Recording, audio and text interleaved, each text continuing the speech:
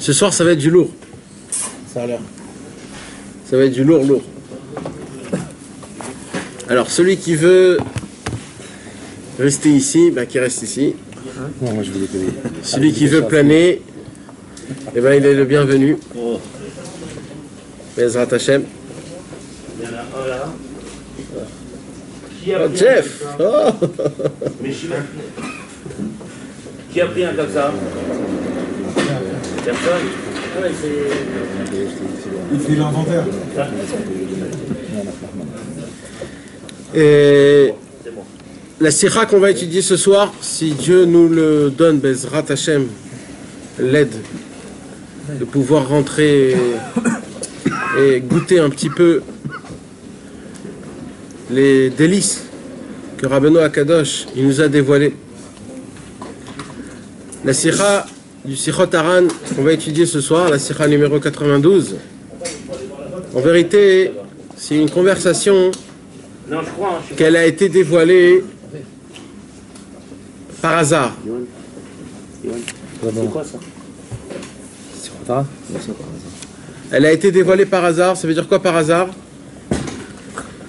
Ça veut dire que de base, elle ne devait pas être ni écrite ni diffusée. Et Rabbi Nachman y parlait avec lui-même. Ça veut dire, comme le thème, on dit que Rabbi Nachman il pensait à voix haute. Et dès qu'il a fait attention qu'il est en train de parler et qu'on l'écoute, et il s'est arrêté tout de suite. Donc, Sur cette sikha-là. sur cette sikha. Donc on a le commencement, mais on n'a pas la fin de cette sikha. C'est dur ça. Ouais, c'est très dur. Et c'est Rabbi Nachman, il s'est arrêté de dévoiler son dévoilement dans cette sikha de la numéro 92. Déjà, de base, n'allez pas chercher à comprendre ce qu'il y a écrit. Mais, c'est pour cela que je dis, on aura un mérite de pouvoir goûter, de pouvoir ressentir une lumière qui n'est pas de ce monde. Et que de base, on ne devait pas la voir. Donc chaque mot qui dévoile là maintenant, c'est des cadeaux, gratuitement. Ça veut dire, de base, on ne te laisse pas. C'est comme par exemple, imaginez-vous, on est en 1900, et il y a un monsieur qui dit, écoutez les gars, j'ai un film de la date de 2017. Et toi tu dis, oh, fais-moi voir, c'est quoi ce truc-là? Et il te fait montrer un extrait, il s'arrête en plein milieu, il dit, je peux pas plus que ça. Il te fait montrer 3-4 minutes, et tu vois les effets spéciaux, la musique, les couleurs, tu dis, oh, bah ça vaut la peine, même pour 3 minutes, de voir quelque chose. Donc là, le secret que Rabbeinu il va nous dévoiler ce soir, c'est un secret qui est très spécial. Donc c'est pour cela qu'il faut se laisser shooter à Rabbeinu, mais après, chacun il comprend ce qu'il comprend. Maintenant, après, si Bezrat Hashem, nous on va essayer de développer, avec l'aide de Dieu, que Dieu nous donne la permission, et que Rabbeinu il puisse descendre ici, là, tout de suite avec nous, et que c'est lui qui parle, et c'est lui qui va donner l'explication et la sikha du Sichot Haran, pour qu'on puisse avoir et sortir quelque chose de cette sikha-là. Cette sikha-là, donc, Bezrat Hashem, avant qu'on la commence à lire dans le livre, il faut déjà expliquer quelques petites introductions. Nous, on a tendance à croire, le monde, il a tendance à croire qu'il y a une raison à chaque chose qui se passe dans ce monde-ci, une raison qui est logique, une raison qui est terre à terre, une raison qui est explicable pour un être humain, 1 plus 1 égale à 2. D'accord? Quand on va commencer à expliquer des explications de deux sortes, première sorte, qui n'est pas tellement logique, ou deuxième sorte, qui n'est pas tellement acceptable, alors je ne le reçois pas. Même si c'est vrai. Je répète, on ne reçoit pas une information pour deux raisons. Ou alors l'information n'est pas logique, ou alors l'information ne me plaît pas. Ça veut dire quand je t'explique pourquoi quelque chose il va fonctionner, si tu ne m'expliques pas comme il faut, ou alors que je n'ai pas acheté le produit, même si j'ai envie, je ne le reçois pas. Donc en fait, c'est ça les deux empêchement pour chaque information, avant qu'il rentre dans notre tête et qu'il puisse bien ronger notre tête, notre cœur, pour qu'on puisse avancer dans ça, il doit passer 2 étapes. C'est ça les 2 étapes. C'est d'abord la logique, que ça soit quelque chose de logique, qu'on puisse le comprendre, qu'on puisse l'admettre, qu'on puisse dire ok, oui, je comprends, c'est normal ce que tu dis. Et deuxièmement, il faut que ça me plaît. Si ça me plaît pas, même si c'est logique, je ne veux pas le recevoir. D'accord ? On ne veut pas. Par exemple, si maintenant je vais commencer à vous parler de la mort, hein, ça plaît personne. Mais c'est logique. Et il n'y a pas plus réel que ça. Et ça peut nous arriver à tout le monde, à tout temps. Mais on n'aime pas ce genre de sujet. Donc on base. D'accord ? On n'aime pas, on ne veut pas recevoir. Donc je peux te parler tout le temps que tu veux de la mort. Toi tu veux pas, pourquoi ? Parce que dans ton cerveau, ça ne capte pas. Alors on dit pas mort ou Hachem. Pourquoi ? Je sais pas. J'ai pas compris. Quand tu parles de ça, tu sais, les gens, à chaque fois qu'on parle de choses, disent bah au Hachem, bah au Hachem, bah au Ouais. Hachem. Et quand tu vas parler de mort ou de maladie, on va pas dire bah au Hachem. Nachon. Ouais. Pourquoi ? Parce qu'on n'aime pas. C'est comme ça. Alors maintenant, ces 2 raisons-là qu'on vient d'en parler, ces 2 raisons-là, ils s'appliquent dans notre sikha. C'est-à-dire ce soir, il y a toutes les raisons pour qu'on ne reçoive pas ce qui est écrit dans cette sikha. Parce que ni la logique est là, et deuxièmement, c'est un sujet qui nous dépasse un petit peu. Donc cette sikha-là, on doit la recevoir, l'admettre, pas parce que ça doit m'intéresser, parce qu'on ne vient pas dans un cours de Torah parce que ça m'intéresse. On vient dans un cours de Torah parce qu'on a besoin de venir dans un cours de Torah. Et notre Neshama a besoin de goûter de la Torah. Et notre corps a besoin de ressentir les effets de la Torah. Et c'est la seule raison pour laquelle on vient dans un cours de Torah. Donc là, on va ce soir, à 92, ce soir, on va essayer de faire montrer que Béhémet, la raison pour laquelle on vient, c'est l'ishma. Ça veut dire c'est naki, c'est propre pour Hachem. Je viens parce qu'il faut venir. Pourtant, Rabbi nous dit qu'on a dit que les choses qui nous plaisent, qui nous font rire, qui nous font sourire, et que s'il y a un sujet qui ne nous plaît pas, il faut qu'on passe vite sur ce sujet-là et qu'on continue l'année prochaine. Peut-être on sera prêt plus à dire ce sujet-là. Ah ben non, il a parlé juste d'un sujet Ah ben non, il a dit ça dans les halachot de Avelout. La Avelout, c'est toutes les halachot de deuil. Ah ben non, il a dit que ce sujet-là, c'est pas très bien de s'appliquer trop dessus. Pourquoi ? Parce que la pensée, elle est créative. Et à force de la pensée, plus tu rentres dedans, plus tu décortiques, plus tu peux créer la chose, que Dieu nous en préserve. Donc il dit, Rabbi Nachman, quand tu étudies par exemple la halachot de deuil, ou alors une souga de deuil, etc., vaut mieux vite fait. Comme ça, tu rentres pas dans le... Mais le reste, même si ça te dérange, tu es obligé d'étudier. Un exemple. Dans la Torah, elle est très riche. Et un des sujets de la Torah, c'est par exemple tout le inyan de Kochim et Teharot. C'est quoi Kochim et Teharot ? Tout ce qui est Bet Hamikdash, et toutes les impuretés et les puretés. Maintenant, il y a des centaines de pages qui ont été écrites dessus. Des centaines de tzadikim qui ont parlé dessus. Et comme aujourd'hui, ça ne nous parle pas tellement, parce qu'aujourd'hui, il n'y a ni le Bet Hamikdash, ni les halachot de pureté et impureté. Donc en fait, il y a, on va dire, 90% des juifs aujourd'hui n'étudient pas ces 2 parties de Gemara. C'est bien, ça peut, les créatrices, donc si on étudie Nachon. on fait contre le bêtise. Nachon, et ça Rabbeinu il a dit dans Sefer Hamidot. Mamash il a dit dans Sefer Hamidot. Mais de base, comme c'est pas intéressant, donc les gens n'étudient pas. Mais il faut étudier. Mais il y a toute une macérette sur Gittin, et il faut bien l'étudier. Nachon. Eh ben, je vais te raconter une histoire. Le Chafetz Chaim, un jour, il a étudié Gittin. Un jour, le Chafetz Chaim, il a étudié Gittin. Et la Maseret Gittin, tous les divorces, que Dieu nous en préserve. Et d'un coup, il a eu des centaines de personnes qui sont venues se divorcer. Imagine-toi. Parce que le Chafetz Chaim, lui, quand il étudie quelque chose, il le crée dans le monde. Alors qu'est-ce qu'il a fait ? Il a tout de suite appris la Maseret Kiddushin. Pour qu'il y ait des mariages. Et bien, il y a eu des mariages. Si tu vois le Ben Ishraï, avec toute sa grandeur, il a écrit sur tous les sujets possibles de la Torah quelque chose, et dans les halachot de Avelut, de deuil, il a presque pas écrit dessus. Il a vraiment touché un tout petit peu ce... Pourquoi? Pour la même raison. Parce que des grands tzadikim, ce qu'ils font, ils ont une force qui est tellement grande, c'est qu'ils créent la chose. Ce qu'on va parler ce soir, c'est quelque chose qui ressemble un petit peu à ça. Donc, je reviens à ce que je disais. Donc, nous, aujourd'hui, dans le monde... Dans quelle lignée ça ressemble un peu à ça? Quoi? Ce qu'on va étudier ce soir, Alors, on l'a pas encore étudié. Non, mais dans le sens... Dans ça le va pas nous sens... plaire, mais il faut l'étudier. Non, non, dans le sens... Comment les choses se font dans le monde. D'accord? Ça, les gens ne se posent pas de questions parce qu'on est des gens très simples et très nuls.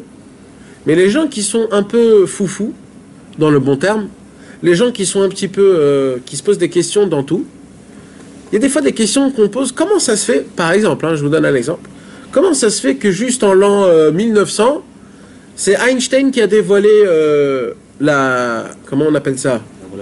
La relativité, et que ça a changé et chamboulé le monde en entier. Après, quelques centaines d'années plus haut, il y avait Galileo Galilei, après il y avait Newton, et à chaque fois qu'il y a un mec qui est venu comme ça et qu'il a dévoilé une semence de vérité toute petite, ça a chamboulé le monde. Qu'est-ce qui s'est passé? Pourquoi ça on l'a pas découvert avant? Pourquoi Dafka maintenant? On avait découvert, mais c'était pas dévoilé. Non. Il y a des choses qui étaient découvertes bien avant, depuis le Rambam, il y a des choses qui ont été sues et qui ont été dévoilées. Alors si c'est ça, la question est encore plus forte.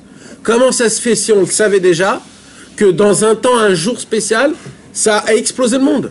Qu'est-ce qui s'est passé? Qu'est-ce qu'il y a eu? C'était caché, Non, c'était pas caché. c'était pas le moment. Ouais, mais ça veut dire quoi ça? C'est pas une réponse. C'était pas le moment. Ça veut dire, alors c'était le moment. Alors pourquoi c'était le moment maintenant? C'est la même question. Je pose donc la même question. C'est quoi les choses qui font que ça Les évolue? gens ils croyaient pas, alors il y a eu débat, il y a eu Ils croyaient pas en quoi? la découverte. Dans la découverte? C'est un Gilgoul d'un mec qui... Non, des goïms dans l'histoire. Oui, mais Alors des fois, il y a... pas d'importance. Non. J'ai lu un peu. Mais alors là, Rabbeinu, il va nous dévoiler quelque chose. Maintenant, on va essayer de lire, d'apprendre ce que Rabbi Nachman il nous apprend. Et après, Bezrat Hashem, on va essayer de le réaliser concrètement dans notre vie, Bezrat Hashem. D'accord? Alors d'abord, on va essayer de lire qu'est-ce qu'il y a écrit dans le livre. Et on va essayer d'apprendre c'est quoi la découverte que Rabbeinu Akadosh, il nous découvre. Et je vous le répète encore une fois, cette sikha-là de base, elle ne doit pas être dévoilée.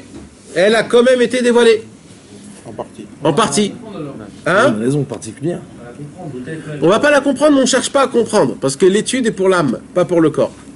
Si l'âme il peut en profiter, il est matov. Mais de base, c'est pour l'âme. D'accord? Alors, Yohan, il va nous faire le plaisir de lire la sikha numéro 92 en lisant petit à petit, avec de l'intonation. D'accord. D'accord? Lorsqu'une âme vient dans ce monde, la qualité de cette âme commencera à prendre de l'ampleur. Explique. Ça veut dire que quand une neshama elle vient dans ce monde, Ouais. Déjà, elle vaut cher.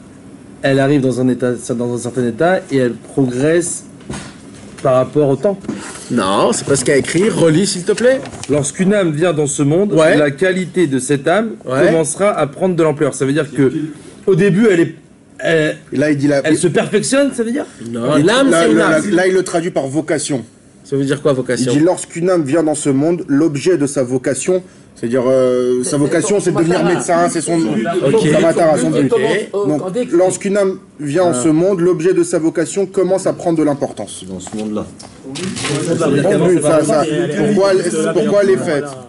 Non, pas Gilgoul, pas Gilgoul. Mais qu'elle avait le Neshama avant. Non, pas avant, Ces pas avant. qualités-là, on les récupère. Pas avant. Ses capacités à... Non, mes T'as amis. les chamas, elle a une vocation. Elle va commencer à grandir. Elle va commencer à grandir. Alors de base, il vous manque une base qui est simple. Et d'abord, je vais vous l'expliquer pour que vous puissiez comprendre de quoi on parle. D'accord? Il y a 10 sphères. D'accord? Dans le monde, il y a 10 sphères. Et il y a 4 mondes. Donc combien de sphères il y a? 40.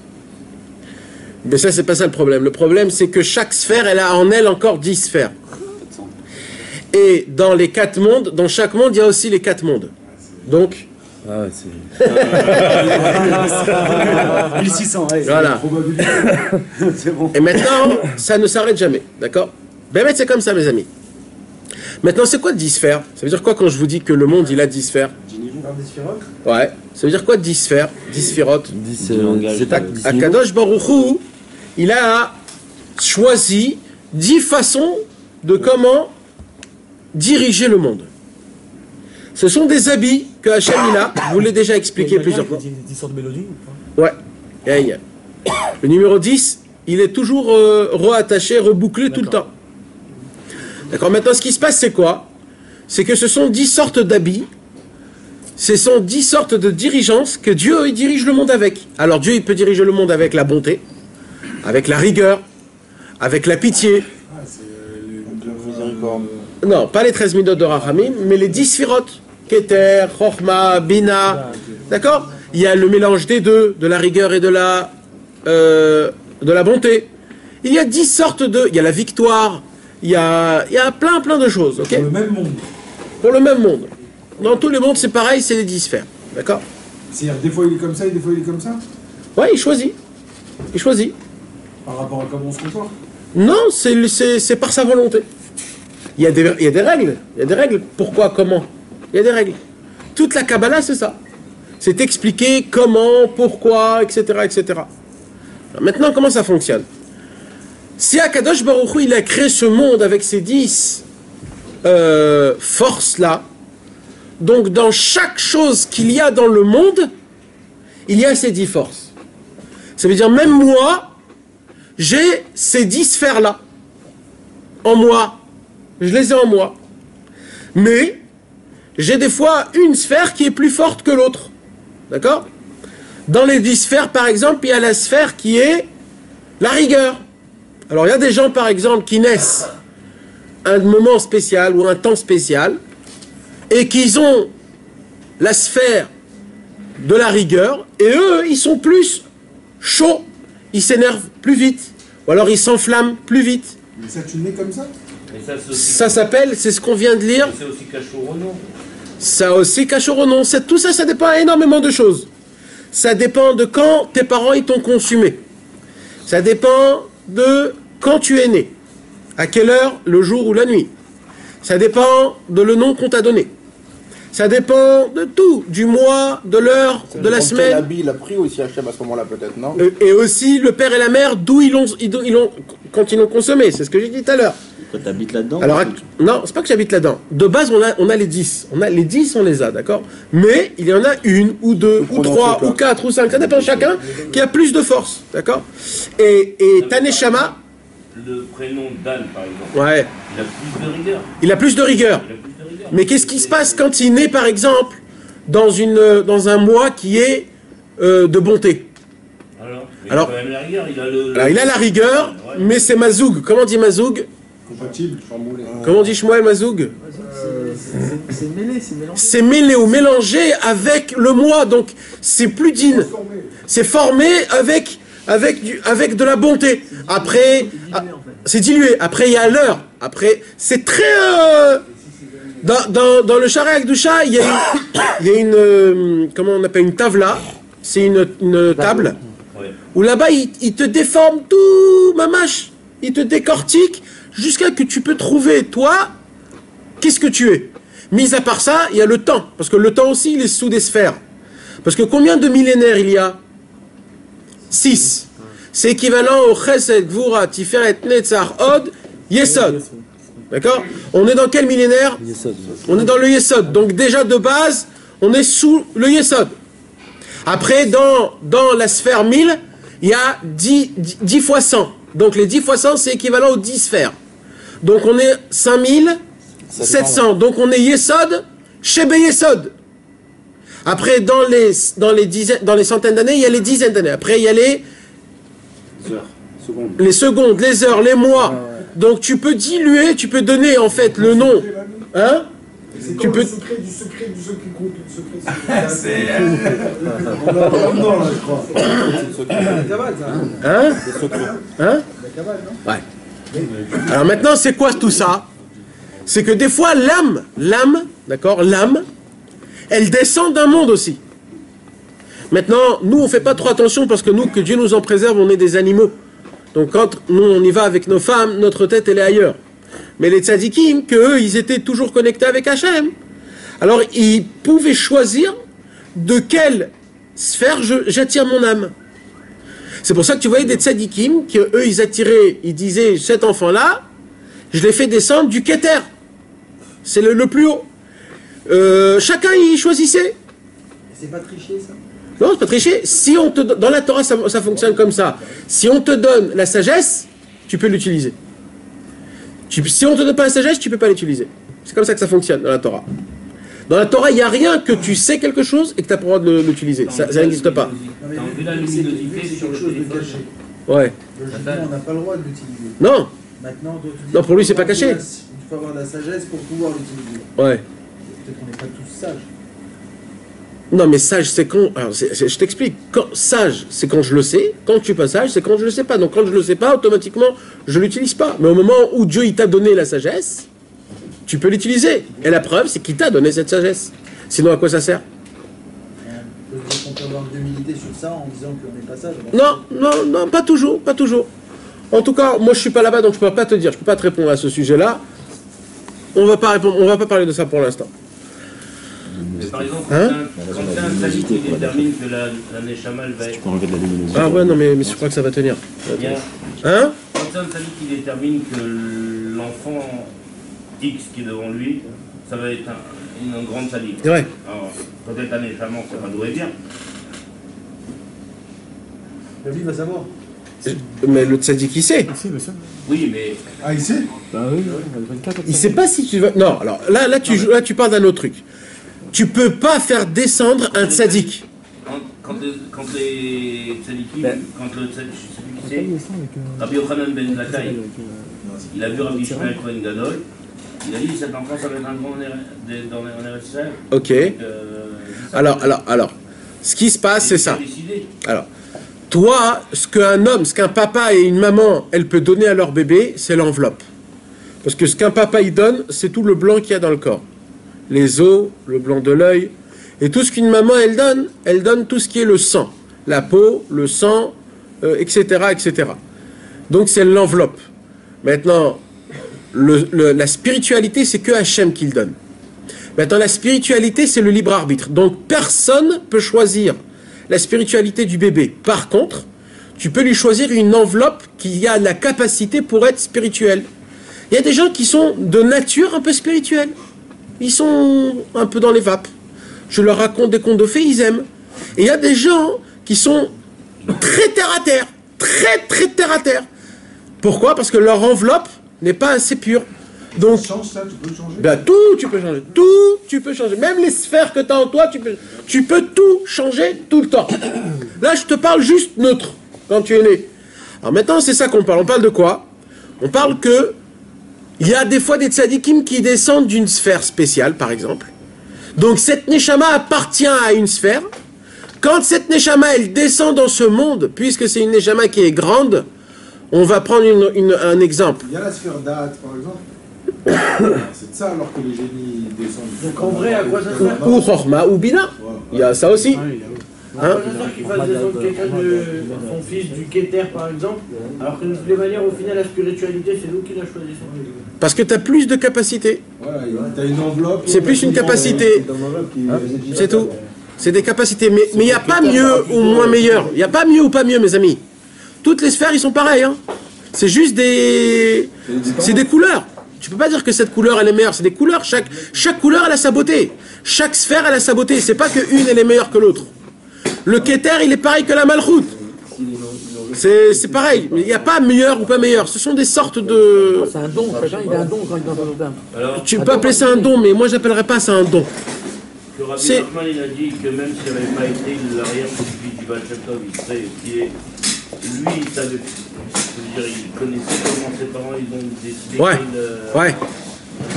Et plus que ça, quand Moshe Rabbeinu, il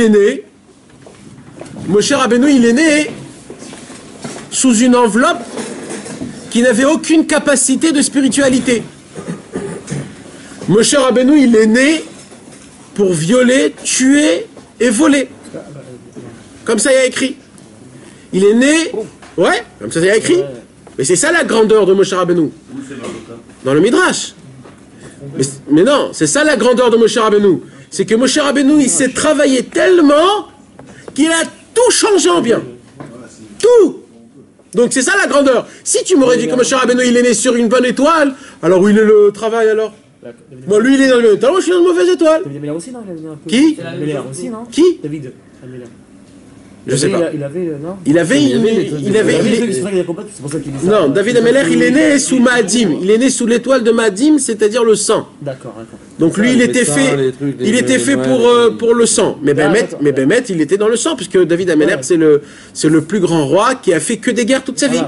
C'est le seul roi qui a et c'est la raison pour laquelle il n'a pas pu construire le Beth Amikdash. Alors, c'est la même chose pour Rabbi Nachman et tous les autres tzadikim. Le tzadik, il n'est pas destiné à être tzadik. Non. Ça dépend de comment il travaille. Exactement. Donc quand un Neshama descend, on lui demande d'être sadique.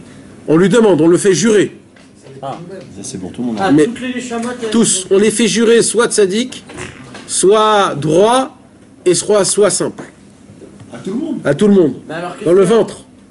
On le jure. Une seconde avant qu'il sort, on le fait jurer, il jure. Je serai comme ça. Après, on le fait taire, il oublie tout. Ouais. Alors qu'est-ce qui a fait que Rabbi Nachman, dans des âges si bas, il avait déjà des capacités énormes, c'est qu'il y avait déjà quelque chose à la naissance? Parce que son enveloppe était pure. Donc il avait plus de force quand il a été consommé. Il a été consommé d'une manière pure. Mais un jour, quelqu'un est venu chez Rabbi Nachman et il lui a dit ça. Il a dit, toi Rabbi Nachman, c'est facile. T'es le petit-fils du Baal Shem Tov. Ton père, c'était un grand sadique. T'es né dans un nid en or. Rabbi Nachman, il a dit, mais les nisyanot, c'est-à-dire les épreuves que moi on m'a éprouvées, toi jamais on va t'éprouver les mêmes épreuves. Parce que c'est comme on va pas faire monter un homme de 100 kilos dans un ring avec un homme de 20 kilos. On fait monter un homme de 20 kilos, mais celui qui pèse 100 kilos, son adversaire, il pèse 120 kilos aussi. Donc Rabbi Nachman, quand son enveloppe était super grande, lui on l'a pas envoyé un petit nounours Yetzerara. On lui a envoyé un alligator. Tu comprends? Donc c'est toujours pareil à la fin du compte. Mais si tu veux savoir c'était quoi la différence, c'est que Rabbi Nachman, il était démangé, il était... c'est ça, démangé, à arriver au plus haut niveau qu'il puisse avoir. Déterminé, pardon. Déterminé. C'est tout. Il avait une volonté jusqu'à ne plus rien vouloir, rien du tout. C'est tout. Et il a travaillé pour ça, et il a souffert pour ça. Donc maintenant, répète qu'est-ce qu'il a écrit. Lorsqu'une âme vient dans ce monde, la qualité de cette âme commencera à prendre de l'ampleur. Explique-moi maintenant que j'ai expliqué ce que ça veut dire.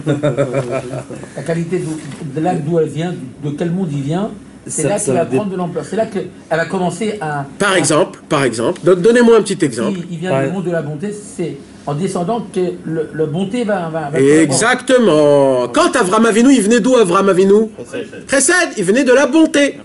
Quand Avram Avinu est descendu dans le monde, avant que tout se passe, puisque son âme, c'est une âme qui vient de la bonté, donc dans le monde, il y a une multiple bonté. Ah, dans le monde. Dans le monde en entier, il y a des lois bonnes qui sortent, des aides qui sortent. Il y a des sens toutes les minutes. Voilà. Maintenant, ça dépend de l'âme, combien elle est grande ou elle est petite. Okay. Ça aussi, ça dépend. Si c'est une toute petite âme, alors ok, maintenant, des fois, l'âme, on a dit le cours dernier, elle est composée de milliers d'âmes. Donc, s'il est composé de milliers, on ne sent rien. Mais si des fois, il y a des âmes qui descendent une fois tous les 100 ans, par exemple. Et ça, c'est des âmes qu'on ne fait pas descendre tout le temps. C'est des âmes qui sont très fortes. Quand cette âme, elle descend dans le monde, ça donne une explosion de grandeur. Quand il y avait Einstein, Einstein, il n'a pas découvert EMC2 parce que c'était Einstein. Mais non, mes amis, c'est pas Einstein qui a découvert ça. Ça a été fait par le nom de Einstein. Mais Einstein, il est à zéro dans toute cette histoire. C'est quoi? C'est que quand il est né, quand Einstein il a découvert ça, c'est que ce jour-là, il y avait un tzaddik qui est né de la sphira de Chorma. Le jour de la découverte. Le jour de la découverte. Et quand ce tzaddik il est né, le jour de la Chorma, ça a été découvert dans le monde et le monde a explosé, il a changé. Et oui, Mais Einstein, c'est Stam, c'est juste pour écrire pour le formal, la formalité. Maintenant, chaque chose dans le monde, on voit que ça s'est passé comme ça. Mais ça veut dire que quand t'as par exemple, quand tu as des enfants, ça veut dire que tu ramènes chez toi des... C'est ça, de la bonté, de la misère. Ouais, mais encore une fois, ça dépend de la qualité de l'âme. Ah, j'ai compris. D'accord. Il y a des qualités d'âme. Alors, par exemple, le Ari Akadosh, il nous explique que c'est quoi les qualités d'âme. Il y a quatre normales. Je parle dans la catégorie normale, pas dans la catégorie moins de la normalité, bien sûr. Dans la catégorie normale, il y a 4 moments pour amener un enfant. Il y a le jour, il y a la semaine, la nuit. Il y a la semaine après Chatzot, il y a Shabbat le soir et Shabbat après Chatzot. Combien je vous ai dit qu'il y avait 2 mondes? 4. 4 mondes. Ça, ce sont les 4 mondes. Quand un homme il va avec sa femme pendant la semaine, dès la tombée de la nuit jusqu'à Chatzot, il prend une âme qui est très basse. Elle survole, elle est très basse. Donc elle est mélangée. Ça peut être une neshama d'un rachat. Ça peut être une neshama qui n'a pas eu son tikkun. Il y a plein de... Ça vient du monde de Asiya, le monde qui est très bas. Quand il va avec sa femme, le soir, après Chatzot, le jour de la semaine, il monte de niveau. Alors il reçoit une âme qui n'était pas très... Elle était neutre. D'accord? Elle était neutre. Après, quand il va avec sa femme, Shabbat, avant Chatzot, alors il reçoit du monde encore plus élevé. C'est quoi? Ce sont des petits tzadikim. Et quand il a un enfant d'une consommation de Shabbat après Chatzot, c'est des neshamot qui sont brillantes. Parce que tu peux, en sachant ça, on peut jouer avec ça. Ouais. En sachant, je veux dire, écoute, moi, là, ce que je vais avoir avec ma femme sera que... Alors tu vas lui donner à ton fils une âme pure, mais une enveloppe crapaud. Ça veut dire qu'il va être un tzaddik fou. Parce que l'enveloppe, elle est naze, parce que tu as fait ça comme un animal, parce que, je t'ai dit, l'homme et la femme, ils créent l'enveloppe. Si l'enveloppe, elle est animale, alors tu as tiré peut-être une neshama du monde de Hatzilut, mais c'est dans un corps qui est complètement naze. Donc il va être très perturbé, le mec. Mais si ma kavana est de le faire exprès pour que je puisse descendre... Alors, je répète, c'est pareil. L'enveloppe, c'est l'enveloppe. Elle est quand même bonne. Non, la kavana, c'est la neshama. Mais l'action, c'est l'enveloppe. Donc tu vas emmener un enfant qui va être un tzaddik, mais fou. Donc vaut mieux pas le faire. Pourquoi pas? Non, alors quoi, vaut mieux amener des animaux. Il se passe ce qui se passe. Mais quand il arrive, c'est animal, quand il arrive. Non. Si un homme, il va... Non. Comme il dit, s'il joue avec ça, il se dit, ben voilà, je vais faire exprès pour que ce soit une âme... Non, c'est pas animal. Fais ce que tu veux, fais ce que tu veux, ouais. Mais de la façon... la façon, ok. C'est-à-dire, quand un homme, il va avec sa femme et qu'il a des pensées qui sont pures, je fais ça pour la volonté de Dieu, des choses comme ça. Alors, grâce à ça, tu crées une enveloppe qui est meilleure, qui n'est pas que égoïste, personnelle, pour mon kiff. Tu comprends? C'est ça le Inyan. Alors quand tu arrives à faire... Maintenant il y a l'inverse. Il y a un homme qui fait ça pur, mais malheureusement pas dans des moments qu'il faut. Alors il va recevoir une enveloppe qui est pure, mais une neshama qui n'est pas tellement forte. Ouais. Ouais. Alors je me suis dit, ça j'en parle même pas. C'est moins de la normalité. Bah, je peux pas. Oh, mais je peux pas. Les gens ne veulent pas savoir. Non, mais Chazvé Shalom, parce qu'ils ne parlent même pas de nous, mais parce que nous, on peut dépendre de ça. C'est tes parents, tes grands-parents. Ouais. Ça veut dire quoi la journée? Ça veut dire quoi la journée, par exemple? La journée, ça rentre même pas dans un des 4 mondes. Mais on est encore plus bas. Tu dit que celui qui a eu ça, qui vient d'un monde comme ça, ou pas. Alors chez Rabbeinu, on dit qu'on répare jusqu'à d'un marché. Celui qui va chez Rabbeinu et qui fait le tikkun akali, frère, qui reçoit... Il répare jusqu'à Damar Richard. Ouais, je sais. Mais la mission, c'est l'émission. Allez, on prend un billet. Ouais. Ah, d'accord. T'avais dit que le fait de relever ses parents, ça répare la faute de tes parents quand ils t'ont fait. Nachon. Ça, c'est un très grand secret du Likuta Halachot. On a étudié à Rananas. Ouais, mais les personnes qui n'ont pas l'obligation de faire le kibbutz d'Avaim. C'est-à-dire quoi? Un guerre. Il n'a pas l'obligation de faire le kibbutz d'Avaim. Non, mais il y a kibbutz d'Avaim même chez un guerre. On ne peut pas le juger en haut sur ça. Non, mais il y a la mitzvah de kibbutz d'Avaim chez un guerre. Si il honore son père ou sa mère. Mais Tarlet, c'est pas ses parents. L'homme est chané. Physiquement, oui, mais. L'homme est chané. Il a une mitzvah, quand même. Sur ses parents-là. Ouais. Même. Il a quand même une mitzvah. C'est celui qui amène ses parents à Rosh Hashanah. Il n'y a pas plus grand que Kibbout Avim que ça. Il n'y a pas le vrai plus grand Kibbout Avim que ça au monde. Amener ses parents à Ouman. Après, on Alors mes amis, c'est dommage parce qu'il ne faut pas s'éparpiller là, parce que là on est juste, on n'a même pas lu 4 mots. 4 mots. Donc avant que je continue, Attends, on va s'en en fait discret, non? La qualité de l'âme, elle prend son ampleur. Ça sert à quoi? C'est-à-dire quoi, ça sert à quoi? C'est-à-dire que c'est pour justement amener des montées dans le... Alors je t'ai dit, j'ai fait une introduction sur cette sikha. Cette sikha, en fait c'est un cadeau qu'on te donne, donc encaisse et tais-toi, tu sais pas. Tu comprends? Va savoir, un jour tu vas la ressortir, ça va t'aider dans ta vie. Ça, en plus, elle est même pas... On doit savoir quand même, juste les très grandes inventions, on doit les mettre que... Mais Bevadaï, mais il y a un livre qui a été écrit sur toutes les inventions, tous les tzadikim qui sont nés. Mais qu'est-ce que tu crois, que c'est Stam des paroles? Mais attends, mais Einstein, moi, le jour de ma naissance, on en parlera. Il a bien passé du temps à chercher Qui? Qui? Ouais. Pour trouver justement sa théorie, sa truc. Ouais. C'est le donc... C'est à quel moment tu veux dire, toi? Non, que par rapport à toi, quand tu as dit que c'est un tzaddik ou un gros tzaddik qui est venu, tout ça. Mais lui, il a passé du temps. Ouais. Donc il a travaillé. Mais combien de gens ils ont passé du temps, ils n'ont pas trouvé? C'est leur problème. Alors voilà. Alors Einstein aussi faisait partie de ces catégories-là. Maintenant, pourquoi Einstein? Ça aussi, il y a une raison. Ça aussi, c'est une raison. Mais le jour où il a trouvé, c'est pas parce qu'il a cherché, etc. Parce qu'il y en a eu 100 avant qu'il en a cherché. C'est parce que 1000. C'est parce qu'en fait, il y a eu une très grande âme qui est née et qui a explosé le monde à ça. C'est pour ça que vous allez toujours voir dans l'historique, mes amis, celui qui connaît un peu l'histoire, à chaque fois qu'il y avait un très grand tzaddik, il y avait un très grand goy qui a révolutionné le monde. Ouais, mais c'est souvent des cerveaux juifs. Hein? C'est souvent des cerveaux juifs. C'est quoi des cerveaux juifs? Des juifs. Ah! Ouais, d'accord, bon, on s'en fout, juif ou goy. C'est pareil, en fait c'est pas ça. En fait, il y a eu toujours une... Ah, j'y crois pas qu'il est venu. Ouais. Je l'ai attrapé simplement. Khazak, t'es venu, hein, Khazak? Pratique, il m'a vu. Bon, Hachem. Alors, ça va, frérot? Mon frère, bien. Bon, Hachem. En VIP, Alors, on va continuer. Donc, vous avez compris là comment ça commence? Par exemple. Ok, alors, vas-y. Par exemple, si l'âme d'un sage descend dans ce monde, la sagesse commencera à prendre de l'ampleur. Voilà. Si l'âme d'une personne, ou alors d'un Gilgoul, de plus en plus, jusqu'au décès de ce sage. Voilà. Pas que le jour de sa naissance. Non.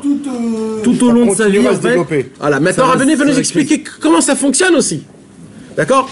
Mais d'abord, il t'explique. Du jour où il naît au jour où il décède, je vais dire c'est son étoile, mais c'est pas son étoile, vous m'avez compris. Mais ça veut dire la force du monde, de là où il vient, cette force, elle rentre dans ce monde et elle révolutionne le monde. C'est comme en fait un virus. C'est un virus, en bon terme. Un virus de sagesse, un virus de bonté, un virus de large, quelqu'un qui est large. Il est un virus de victoire. Il y a la sphéra de victoire, Netzach. Rabbeinu, il venait de quelle sphéra? Quand il est né, il venait de Netzach. Mais est-ce que ça peut être l'inverse? Après qu'il est revenu d'Eretz Israël, il est monté dans la sphéra de Bina. Parce que c'est des secrets qui ont été dévoilés. Alors, il y a des tests. C'est pas que le nom? On peut savoir, mais c'est pas que le nom, c'est rien du tout. 48, c'est Netzach. Ouais, mais pas ça, c'est quand il est né. Netzach Rabbeinu, il est né sous la sphère de la victoire. On peut savoir de quel Mais Netzach, c'est niveau il est important. descendu. Ouais. Et c'est quoi? Comment on peut savoir Netzach, mais après, d'accord. Il faut avoir de la sagesse, frère. C'est pas tout le monde qui peut savoir. Il faut avoir de la sagesse. Netzach, c'est l'action. Non, c'est la victoire. Rabbeinu, il a gagné toutes ses guerres. Il venait de la victoire. Et après Bina, c'est quoi? C'est comprendre quelque chose de quelque chose. de comprendre quelque chose de quelque chose. Tu me dis ça et tu me dis ça, et moi je dis ça et ça veut dire ça, donc ça veut dire ça. La déduction. La déduction, ça c'est la déduction. C'est la déduction. Ouais, exactement. Les enfants mélangés. Le fils et la servante et le fils du roi. Ça peut être dans l'autre sens. Non, c'est la fin, hein. Ça peut être dans l'autre sens. Quoi, l'autre sens? Quand il y a des mauvais décrets, des choses comme ça. C'est qu'il y a quelqu'un. Non, mais là on parle pas de bien ou de mal. C'est neutre. Encore une fois, je répète, c'est neutre. C'est neutre. Là, tu nous sors des trucs. Ok, c'est des belles trucs qui ont révolutionné le monde, ce que tu veux. Est-ce que ça peut être dans l'autre sens? Ou Khazal met un mauvais décret sur le peuple juif. Non, mais la bonté, c'est pas obligé que c'est bon. Ça peut être trop bon. Recette, c'est la bonté, Shmuel? Ouais. Je sais pas si c'est la bonté. C'est bonté, ouais. Parce que Rabbi Nachman, non, parce que trop donner, c'est pas bien. Mais si il donne ta recette d'Abraham. Non, quand quelqu'un il donne plus à tout le monde, même un menteur et un charlatan, il fait du mal. Si, t'as pas le droit de donner à un tueur. Donner quoi? Donner ce que tu veux, de l'argent, toi-même, ton aide. Tu peux pas donner à un voleur ta sagesse, comment voler mieux. Nahon? Tu peux pas lui dire comment voler, mais tu peux lui donner une sagesse pour ne pas voler. Oui, mais ça s'appelle donner. Si tu donnes quand même de la sagesse, comment voler? Donc même quand tu donnes, il y a des barrières. Tu comprends, Dan? Donc donner la bonté, tu appelles ça la bonté, mais c'est pas de la bonté. Tu comprends? Dans le chesed. Tout à l'heure, tu as dit qu'au moment d'Abraham, il y avait le chesed partout. Oui. Voilà. C'était pas obligé que c'est bien. Abraham Avinu, lui, il l'a mis dans le bon. Il faisait ça. Ouais, c'est du bon côté, là. Ça regarde bien. Voilà, parce que qu'est-ce qu'il a dit, Yitzhak? Il a dit, Yitzhak, moi je vais arranger les problèmes de mon père. Mais lui, il était trop rigueur. Donc les gens, ils s'éloignaient, ils s'écartaient. Alors ça aussi, c'est pas très bien. Alors Yaakov, il est venu et lui, il était entre les deux. Et puis il est intelligent, il va prendre son intelligence pour faire des choses pas bien. Voilà, dans tout, c'est dans tout, c'est comme ça, Nahon.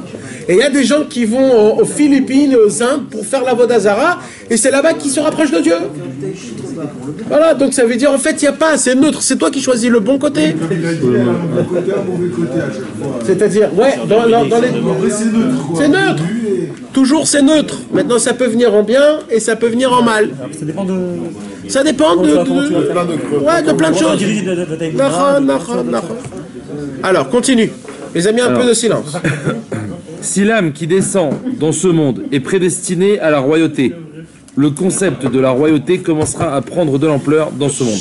Voilà. C'est quoi la royauté? C'est la malchoute. La malchoute, c'est la dernière sphère. D'accord? Quand un homme... Il y a bien quelqu'un de bien qui sort d'une sphère différente, non? Ouais, bien sûr. Alors il y a toujours tout. Pas en même temps, mais il y a toujours tout. Parce qu'il a dit c'est tout au long de sa vie, ça veut dire que ouais. 70 ans, on doit bien trouver... Alors il va nous expliquer plus tard, ça dépend. Il y a des fois où il y a plus de force dans ça et plus moins de force dans ça. Rabbeinu va nous expliquer que dans la vie d'un homme, il y a 3 niveaux. Il y a au début, il monte beaucoup. Après, il y a le standard. Et après, il y a la descente. Finalement, quand il monte trop... Toujours un homme, il a sa montée, son normal et sa descente.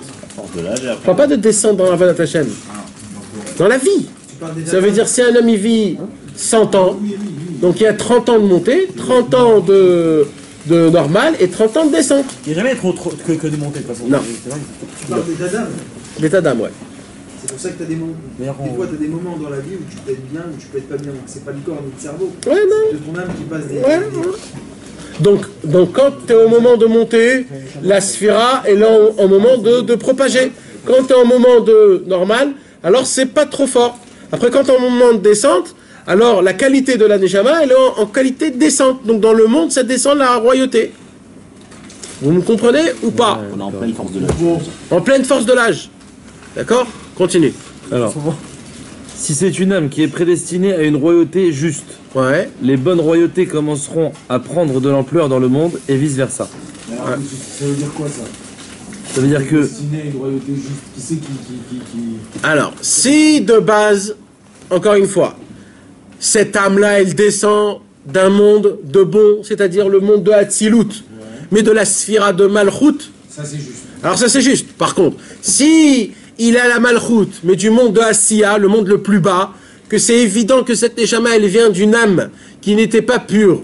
alors il a la royauté, mais pas dans le bon côté. Ah oui, c'est ce qu'elle a fait celle-là. Hein? Elle va faire effet aux mauvais côtés, dans des royautés pas bonnes. Ça veut dire qu'il y aura des gens qui vont avoir des royautés. Obama, il va monter président en Amérique. Mais ça veut dire, mais ils peuvent changer tout. Tout, on peut changer tout le temps. Par exemple, la Neshama de Rabbi Akiva n'était pas... Ouais, tout, on peut changer tout le temps, mes amis. Tout le temps. Là, on te parle de base neutre. Comment ça se fonctionne? Neutre. D'accord? Au départ, comment ça fonctionne? Encore une fois, on peut tout changer. Mais je vais dire un truc. Peu de gens changent leur caractère. Pas parce que c'est difficile. Qui veut changer? Non, on se croit bon de toute façon. Non, mais toi, t'es prêt? Si vraiment demain, je te dis, je te mets dans un corps de quelqu'un d'autre, t'es prêt? Personne n'est prêt. Maintenant, ça se peut que t'es meilleur, mais toi, tu aimes. Je suis habitué déjà dans comment je suis. Je veux pas changer. D'accord?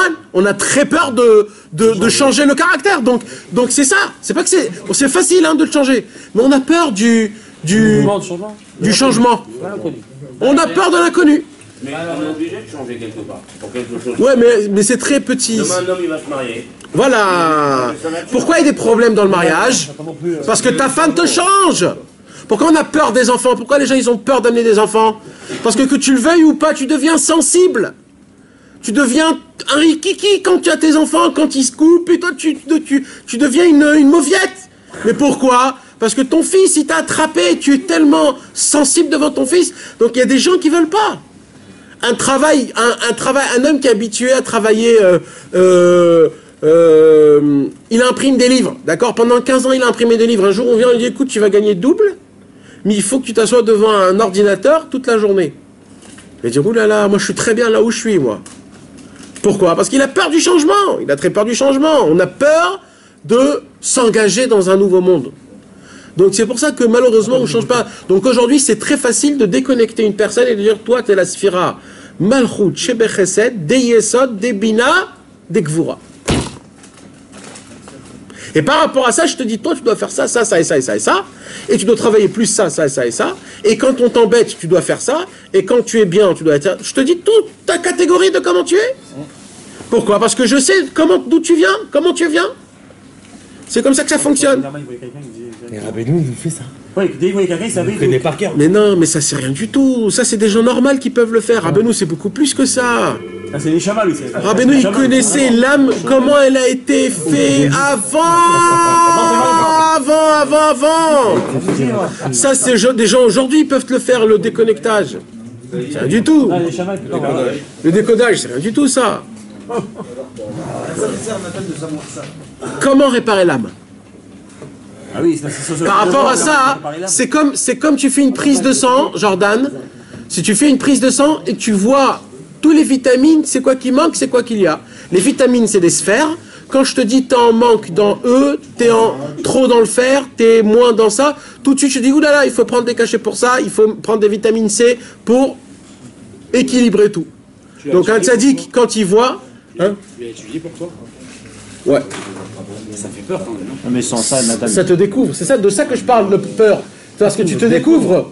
Ah non, mais c'est quoi? Non, mais ça aide grave, ça, parce que... Ça aide grave. Mais tu l'as parce que ça aussi. Tu te rends compte comment ça peut aider, ça? T'es un peu comme ça, un peu pas comme ça. Mais tu sais quoi? Mais je vais t'apprendre quelque chose. Même, mes amis, même si vous sachez c'est quoi exactement le décodage, qui te dit que tu vas fonctionner avec ça? Parce que des fois on te dit t'es diabétique et tu prends quand même des gâteaux.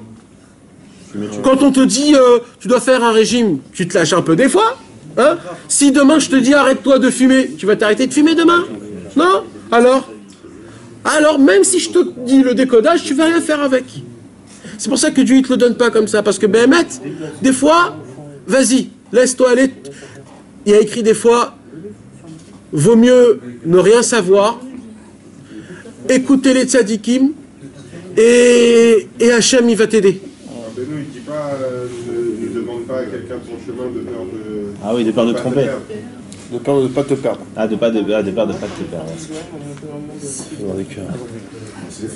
Il faut que tu le bien. Je voudrais bien le voir écrit, ça, je te dis la vérité. Non, c'est vrai, moi aussi je l'ai vu. Ouais, il y a beaucoup vu moi, je l'ai vu, moi. De pas de quoi? Ne pas demander ton chemin à quelqu'un de peur de ne pas te perdre. J'en ai entendu parler, mais c'est pas rapidement entendu. Moi, je me rappelle pas de ça. Je serais content si tu sais. Moi aussi j'ai lu. Je suis dans quoi? Vous êtes tous pas dans quoi? C'est pas Sirotara, non? Vous êtes 6 à avoir un. Si tu peux le retrouver, fais-moi la photo. Ça va être un.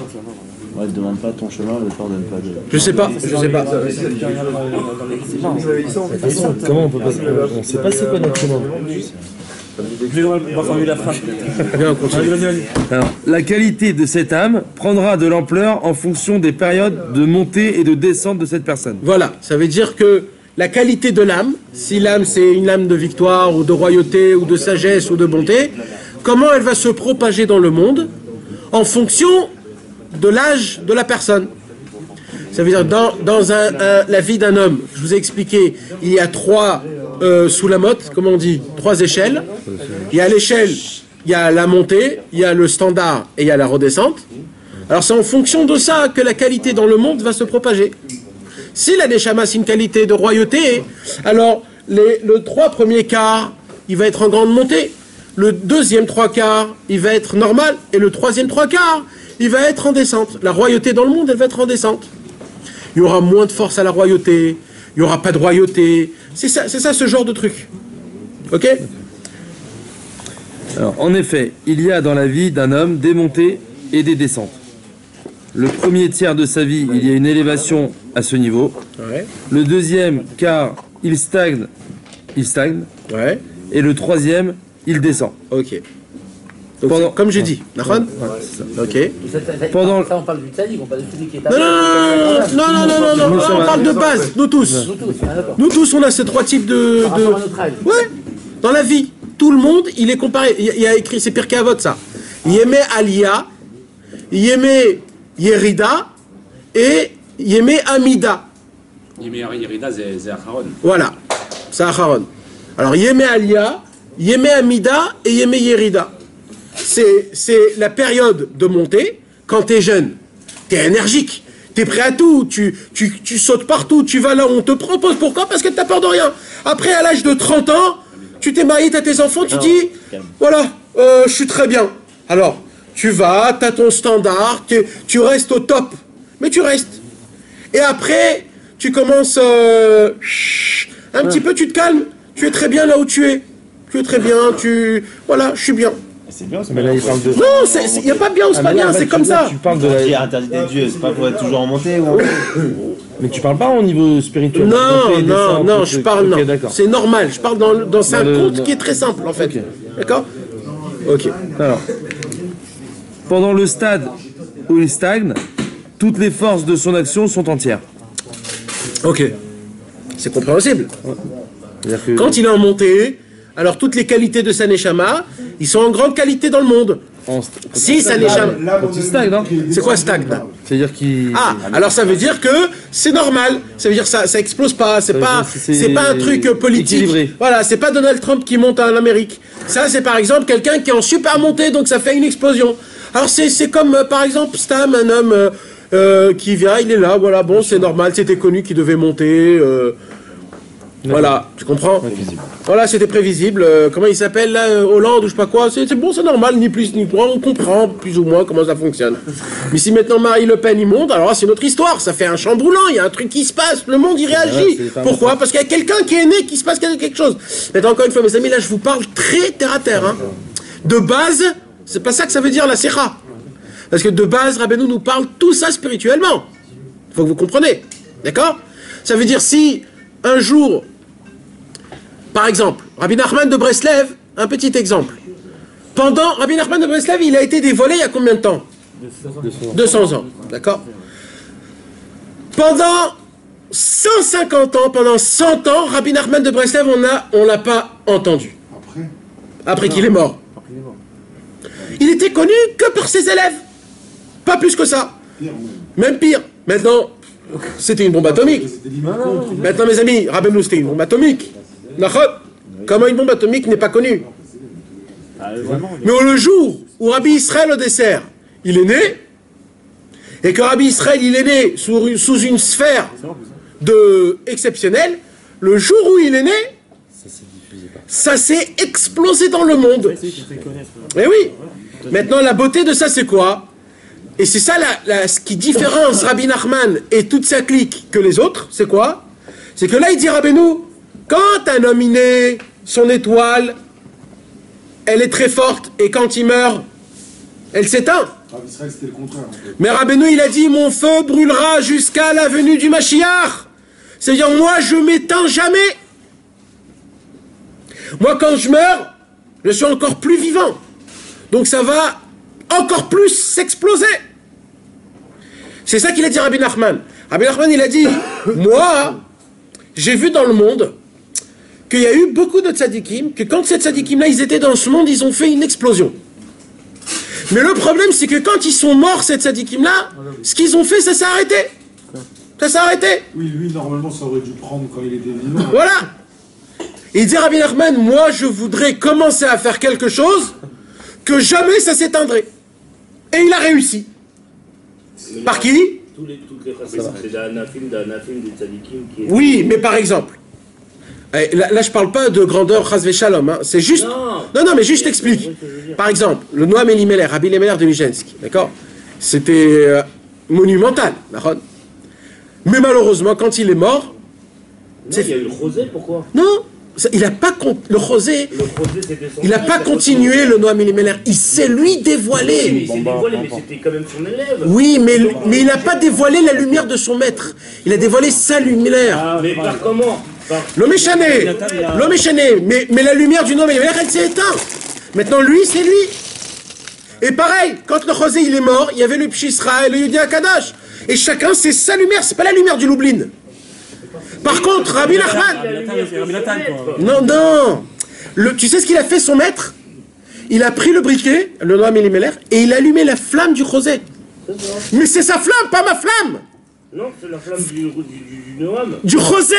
C'est ça la grandeur des tzadikim. Ça, c'est un chidouche, ce que je suis en train de te dire. Et toi, Dafka, tu dois apprendre ça.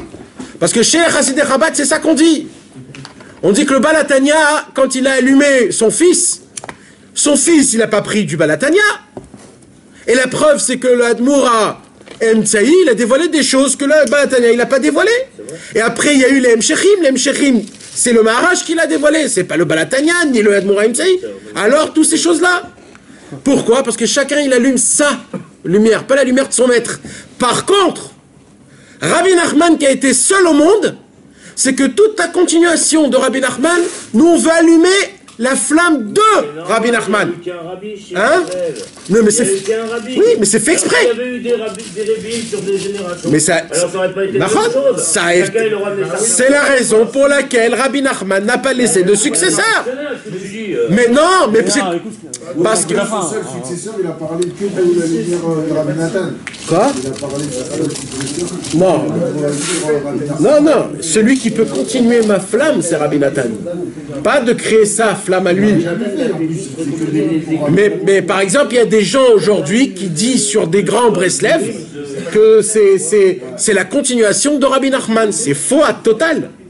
C'est faux total. C'est ce que vous dites à vous, les nanars. Non, pas du tout. Vous dites Rabbi Israël, c'est la continuation de Rabbi Nachman.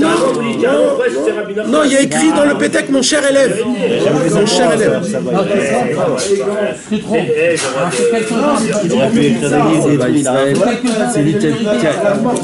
C'est lui qui a fait l'explosion atomique là dans le monde. Il n'a pas écrit de livre. C'est ça? Il a déclenché le... Il n'a pas écrit de livre, il n'a pas fait des chiffres.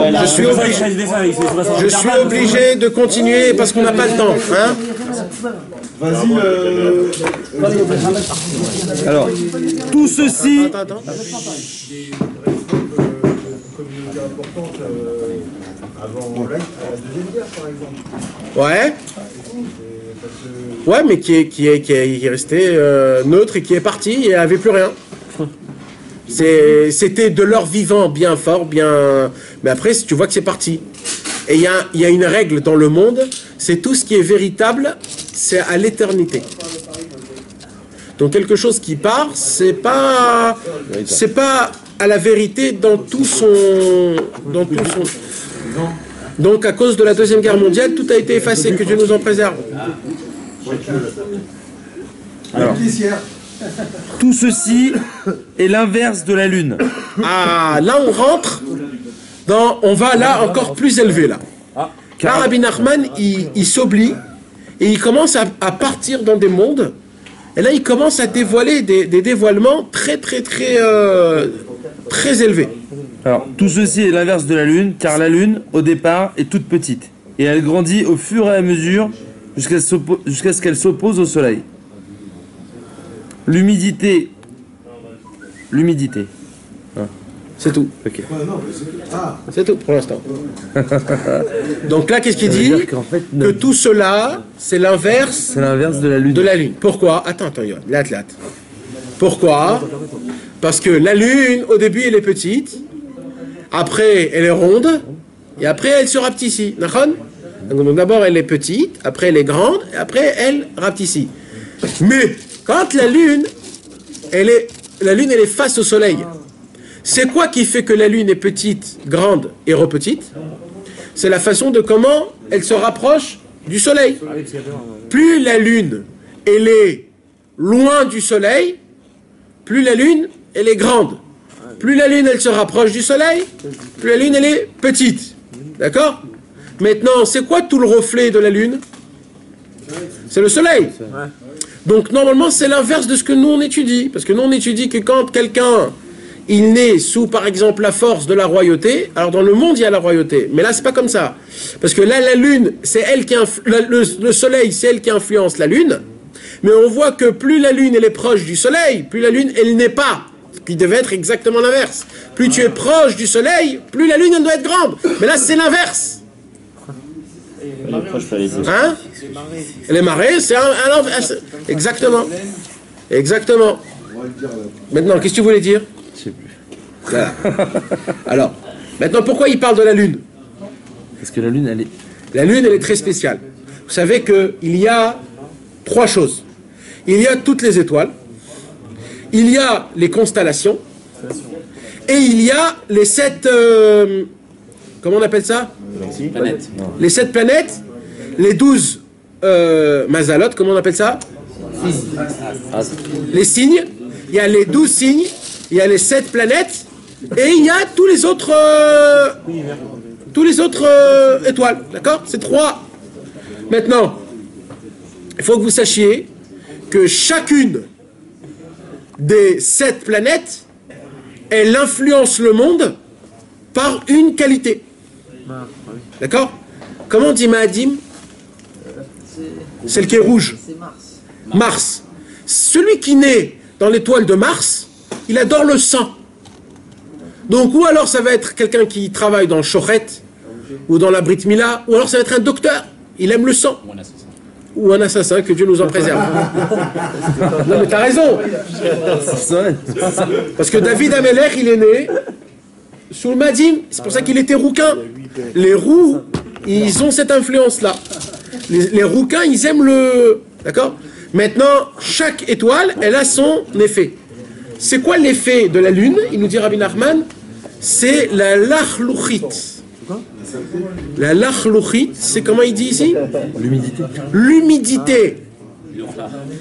D'accord? Pas melouchlach. La lachlouchit, c'est une autre... Voilà, la rétine. Melouchlach, c'est avec un chaf. Je comprends pas l'humidité, quel rapport? Qu'est-ce que tu as dit? L'humidité? L'humidité. C'est quoi? C'est la lune. Okay. Toute l'humidité qu'il y a dans le monde, il vient de la lune. Pourquoi il y a de l'humidité dans le monde, Birlal? Comment ça se fait qu'il y a de l'humidité? Surtout la Tania, ouais. C'est la lune. C'est l'influence de la lune. C'est des influences que nous, on ne peut pas comprendre. C'est des mathématiques qui vont jusqu'à la fin du monde. Il n'y a pas un lien comme de continuer là dans les métaux, je sais pas quoi. Dans les métaux aussi, ouais, Nachon. Les 7 métaux comparés aux 7. Nachon. Il y a 8 planètes, les amis. Il y a 8 planètes. Non, la 8e, c'est nouveau qu'on l'a rajouté. Mais les vrais, d'après la Torah, il y en a 7.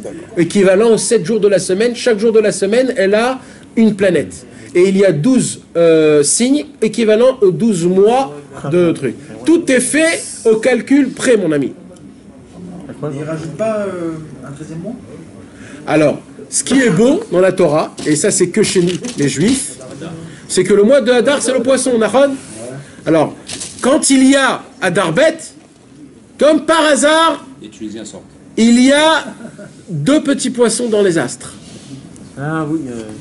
Et ça sort qu'une fois tous les 4 ans, exactement comme le calendrier des Juifs. Seul, unique au monde. Unique au monde. Qui est équivalent au calendrier juif, qu'il y a une fois tous les 4 ans qui sort le signe de 2 poissons à Darbet. Tu vois 2 poissons qui sortent les dents.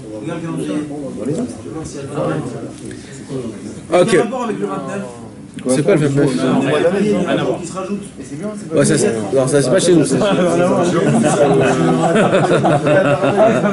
Alors si tu es né le 29 et le 29 février... C'est d'où le signe que ça les influence aussi sur la personne. On voit qu'on est au-dessus. Attention, on peut les voir les signes. Ça veut dire quoi? Où on peut les voir? Non, parce qu'on dit 2 poissons... Dans les étoiles. Dans les étoiles, on voit les signes. Les étoiles, ils forment des signes. Chaque mois, il y a 3 signes. 3 signes avant les 3 mois qui sont passés, les 3 mois qui vont avoir, et pendant le milieu du mois, ils sont au-dessus de notre tête, c'est-à-dire le 13, 14, 15 et 16, ils sont vers 8 heures du soir jusqu'à 3 heures de la nuit, ils sont au-dessus de ta tête, le signe du mois. C'est quoi? C'est comme des dessins ou... C'est des dessins qui forment les constellations. une constellation de Kohavim qui forment un signe, et que ce signe, ils ont l'influence sur ce monde. Quand tu relis en fait les étoiles entre elles, ça fait... C'est quel signe? Attends, mais ça veut dire qu'il y a beaucoup trop de choses qui nous influencent en vrai. Ouais. Parce que l'âme, quand elle vient, on se dit déjà, elle a influencé. Et après, on rajoute à ça.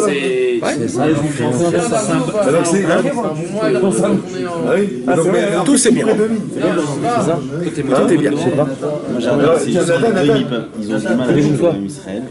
Dans toutes ces influences-là. Ils ont un zodiac comme ça, ils ont toute la...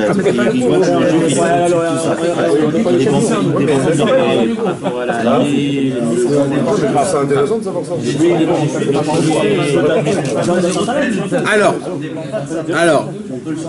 Alors, c'est qui dépend de ça et c'est qui dépend pas de ça? Non, écoute bien. Avraham Avinu ne pouvait pas avoir d'enfant à cause de quoi? Non. Une des raisons, c'est parce qu'il voyait dans les astres qu'il n'y avait pas de continuation. Et comme il s'est limité à ça, donc il... Exactement. Alors Hachem, qu'est-ce qu'il lui a dit? Sors dehors, regarde les étoiles. Tu peux les compter? Tu peux pas les compter. Ça veut dire quoi ça, en fait? En fait, il lui a dit, Avraham, jusqu'à quand tu vas regarder les étoiles? Alors il y a écrit que Hachem, qu'est-ce qu'il a fait? Il a soulevé, il a levé Avraham Avinu au-dessus des étoiles. Il lui a dit, maintenant regarde plus haut. Il dit, je vois plus rien. Il dit, c'est de là-bas que tu viens. En vrai, nos limites, elles sont... Donc quand un juif, il dépend de ça que Dieu nous en préserve. Mais quand il dépend, il dit, Hachem, je m'en fous, mon étoile, tout ça, j'ai que toi. Alors là, tu dépends que de lui. Tu n'es pas dépendant de quelqu'un d'autre. Donc en vrai, les limites, elles dépendent que de nos têtes. C'est ce que je suis en train de vous expliquer. Tu peux tout changer tout le temps.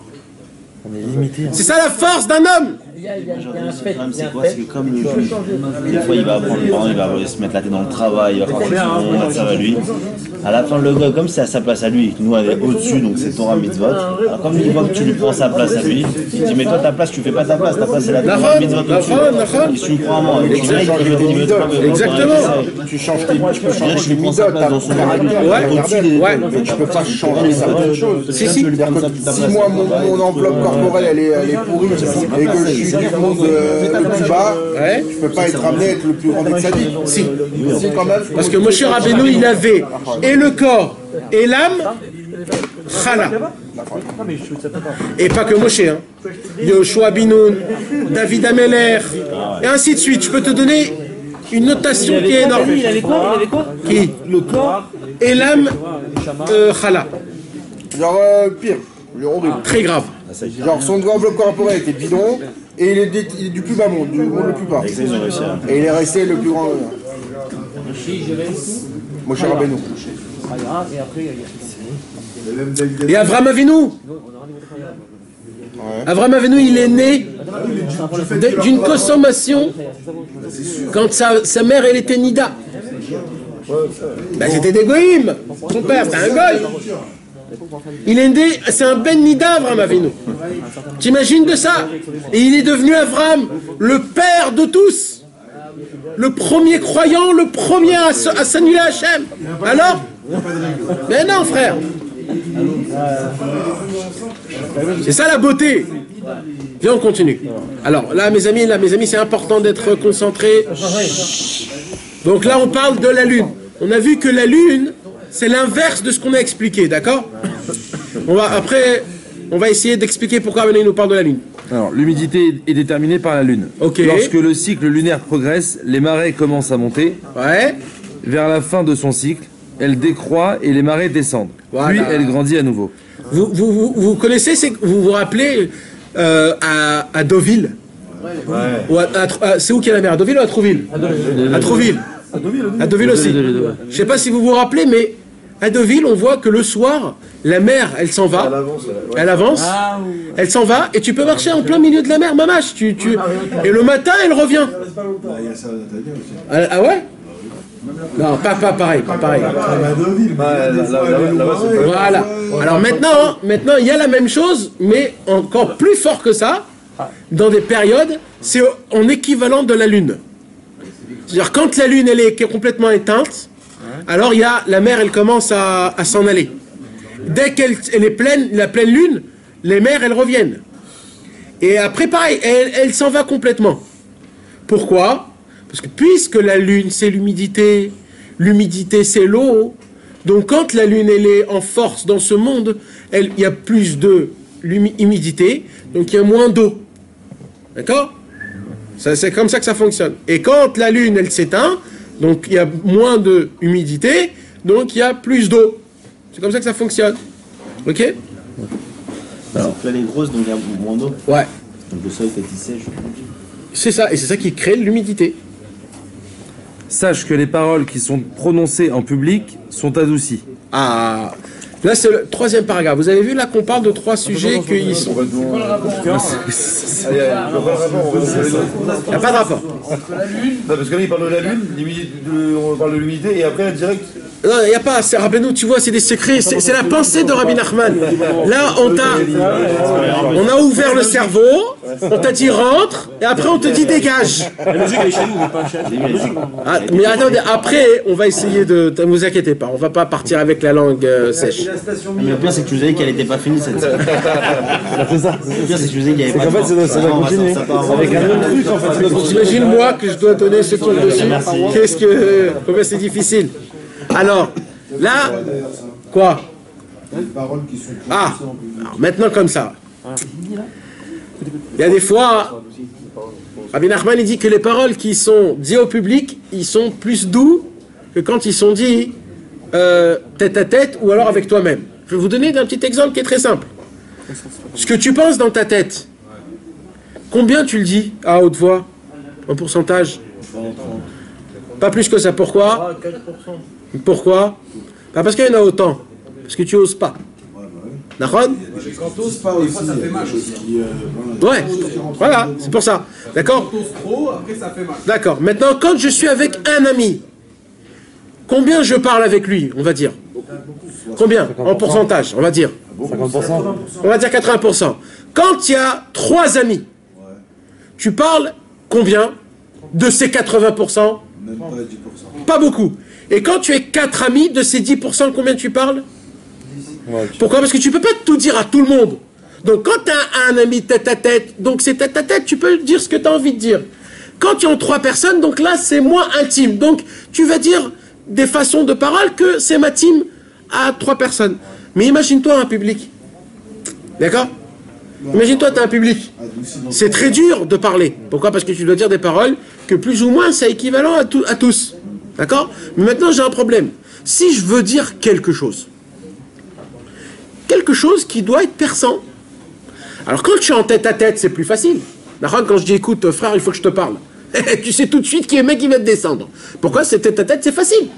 Mais quand tu dois te descendre un public, c'est très dur. Mais que tu dois le faire. Alors tu vas pas le faire du même langage que tu le fais quand tu le fais à tête, tu vas le faire plus avec de la diplomatie. Tu vas essayer de donner un exemple, des belles paroles, etc. D'arranger le truc. Voilà, Rabbi Nachman il dit, chaque parole qui est dite au public, ce sont des paroles qui sont adoucies. Où on voit ça beaucoup dans la Torah. D'accord?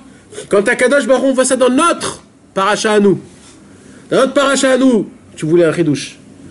Dans notre paracha à nous, dans le premier pasuk de notre paracha écrit, Vaidaber Elohim El Moshe, les morts, Vaera El Avraham, El Yitzchak Ve'el Yaakov, Be'el Shaddai, Nodati Lahem. Ani Adonai. C'est le premier pasuk. Vaidaber Elohim. Elohim, c'est un nom de Dieu qui est de quelle sphère? Rigueur. Gvura. Donc là, Hachem, il parle en Gvura. C'est quoi? Comment on parle en Gvura en thème rigueur? Énervé. En dureté. Oui, en dureté. Remontrant. Moshe, Hachem parle à Moshe, parce que ça aussi j'ai oublié de vous dire. Dieu, puisqu'il a dit Zabi, dit apparences, donc il a dit non. D'accord? Donc, comme ça, on peut découvrir dans la Torah de quelle forme il prend. Donc, quand on dit Vaidaber Elohim, Elohim, c'est la rigueur. Donc là, il est en train de parler à Moshe, rigueur. Mais comment il termine le pasuk? Ani Hachem. Et Hachem, c'est quoi? Chesed. Comment il commence en rigueur et il termine en chesed? Parce que Vaidaber Elohim El Moshe, quand il parlait à Moshe, comme c'était tête à tête, c'était rigueur. Mais quand il lui dit, va parler au peuple juif, comme c'est en public, c'est obligé que ça radouci, donc c'est Ani Hachem, Yudke Vavke. T'as vu comment ça rentre? Je l'ai pas préparé, hein, ça, c'est... Non, mais c'est la providence divine, comment ça rentre dans le pasuk mamach, dans la paracha. Ça veut dire, tu vois comment les choses, comment la Torah, elle est plus que parfaite, tout est compté, les mots, tout est fait. Tout est fait comme au point et à la virgule près. D'accord? Donc maintenant, ça veut nous dire quoi tout ça? De là, on apprend, entre parenthèses, il y a des gens qui posent des questions et qui disent, comment tu peux te permettre à parler avec Hachem? On dit que Rabbi Nachman, il dit qu'il faut parler dans l'idée des doutes, tout ce que tu as dans ton cœur. Comme un ami, et des fois même pire qu'un ami. Alors quelqu'un qui va dire, attends, comment tu oses dire comme ça à Hachem? Oh, qu'est-ce qui se passe? Mais c'est exactement ça. Quand tu es en tête à tête avec Hachem, je peux dire toute la rigueur que j'ai envie. Par contre, quand je dois créer une prière qui est pour le public, je dois la faire radouci, comme la tfila normale. Mais c'est Dafka quand tu es en tête à tête avec Hachem que Dieu il me permet de parler en rigueur. Parce que je suis en tête à tête, c'est que dans le public que les paroles ils sont radoucies. Que là je suis obligé de créer mes mots et de faire des formations, des formulations, etc. etc. Continue. De ce concept provient l'expression du Talmud, les gens ont l'habitude de dire. Ouais. C'est-à-dire que les paroles des gens, qui sont les non-juifs, lorsqu'elles parviennent au sein du peuple d'Israël et sont reprises par les juifs, sont élevées. Et la rigueur de ces paroles est adoucie. Telle une mer salée qu'on ne peut boire, mais lorsqu'elle traverse les montagnes de sable, l'eau est adoucie et on peut la boire. Ah là là là, les secrets qu'il y a ici. Ah là là là là. Montagne de sable. Combien d'eau il y a dans le monde? 70%. 70%. De tous ces 70%, combien on peut boire? Je sais pas, il doit pas y avoir beaucoup. 15%. Même pas. 5%. 5% des 70% est potable. Alors à quoi ça sert? Non mais potable, attends, potable par rapport à certaines choses. Non. Potable, mais pchitout. Les 70% qu'il y a, c'est salé. C'est-à-dire tu peux ni arroser, tu peux rien faire avec. rien faire avec, à part sortir le sel, tu peux rien faire avec. Ça, c'est pour Yamamela, tu veux dire. Alors, comment Hachem crée quelque chose comme ça? Maintenant, d'où vient l'eau des ruisseaux et toutes les sources et toutes ces choses-là, d'où ça vient? C'est la même eau. Alors? Les montagnes de sable. C'est non. L'eau, elle parcourt le monde en entier. L'eau parcourt le monde en entier tout le temps. D'abord, il faut que vous sachiez quelque chose. Et là, ce que je vais vous apprendre, c'est un chidouche, mes amis. Je vais vous donner un exemple parce que je ne sais pas comment vous dire ça, d'accord? C'est un exemple. On va dire qu'il y a 100 millions de litres d'eau dans le monde, d'accord? On va dire un exemple. Ok? Vous savez que... Ça s'est arrêté là, tu vois? Un secret, il veut pas... Bon. Vous savez que depuis la création du monde, la même quantité d'eau qu'il y avait à la création du monde, c'est la même qui reste chaque seconde dans le monde. Avec tout l'eau qu'on boit, avec tout le pipi qu'on fait, avec tout l'eau, avec toutes les marques qu'il y a, avec les larmes qu'il y a, avec le crachat que j'ai, avec tout la même quantité d'eau que Akadosh Baruch Hu a créé le monde, c'est la même qui reste chaque seconde, chaque instant. Ça fait 100 000 ans, 5777 ans. On a des rajouts, je crois, qui viennent de l'espace. Maintenant, quand l'eau, elle s'évapore, c'est cette même eau quand il pleut. Donc ça reste tout le temps le même mécanisme. D'accord? Quand on boit de l'eau, quand nous on respire, on crée de l'humidité qui crée de l'eau et de la vapeur et qui reste dans ce monde-ci. La même quantité d'eau. Eh bien, ça reste la même chose tout le temps grâce à l'expiration et l'expiration, qui crée de la vapeur, qui crée de l'eau et de l'humidité.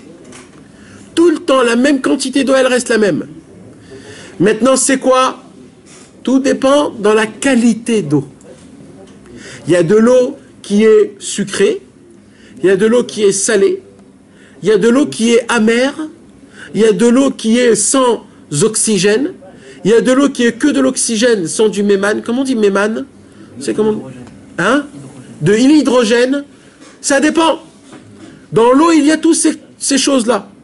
Mais Akadosh Baruch Hu, il nous donne à nous la force et la puissance de comment créer l'équilibre du monde. Tout le temps, l'eau de la mer, de tout ce qu'il y a dans le monde, elle passe.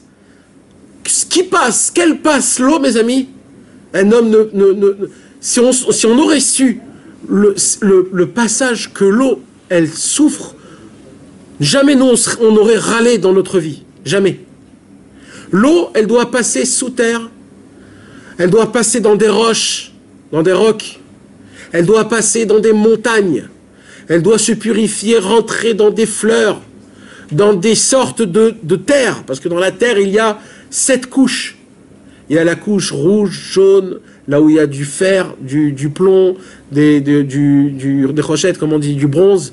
Ça passe. L'eau, elle doit passer par toutes ces choses-là. En fait, tout ça, c'est quoi? Ce sont des filtres. Et au moment où elle passe par ça, ça la lave de sa saleté. Ça lui donne de l'hydrogène. Ça lui donne du minéral. Ça lui donne tous les noms là qu'on dit, le calcium, je sais pas, tous ces trucs-là, toutes ces choses-là, jusqu'à qu'elle arrive à sortir de sous terre un Mayan, une source, que cette source, elle est matok, et là on peut la boire. Rabbi Nachman de Breslev, ma conclusion de ça, c'est ça. C'est personnel. Rabbi Nachman, il a dit, je suis un Nachal Novea, Mekor Chorma.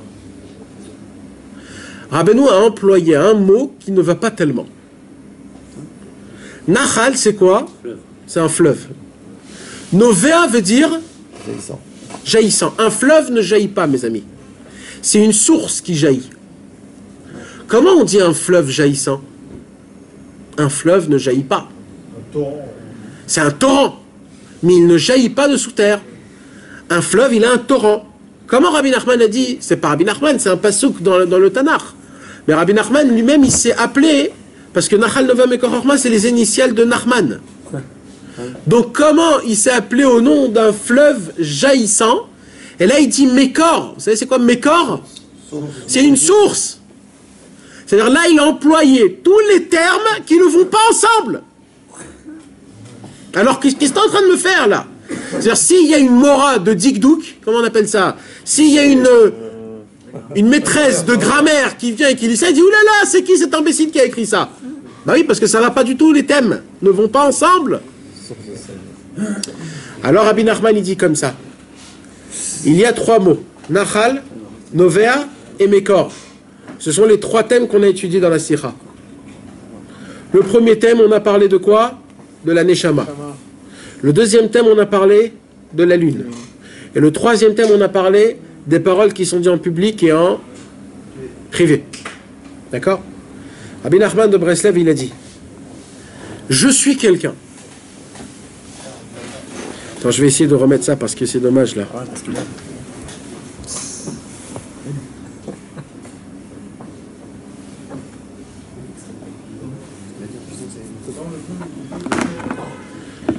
Je crois qu'il n'y a plus de... J'ai plus de...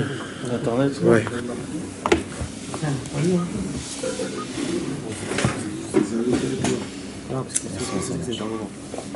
C'est bon? Alors reprends quand même, parce que si tu... Donc le Nachal Novea Mekor Chorma veut dire un fleuve jaillissant, source de sagesse. D'après ce qu'on a expliqué dans la grammaire qui est hébraïque, un fleuve ne jaillit pas, il a un torrent. C'est quoi qui jaillit? C'est une source. Et après, il a appelé le Mekor. Mekor, c'est la source.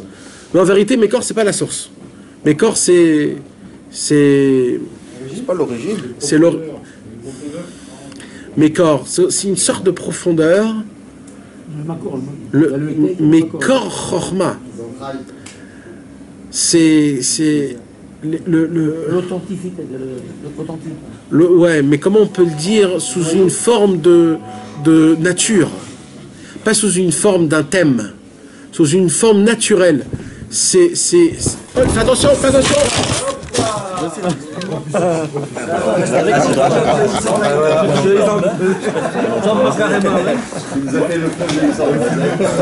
Il était frangissant. La chaise, elle s'est cassée.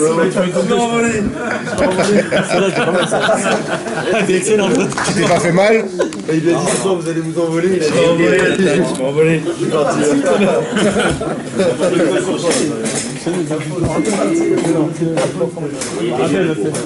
C'est quoi avec la chaise? C'est mal de nous, voilà. C'est mort, laisse tomber, tu peux pas t'asseoir. Message de Yo.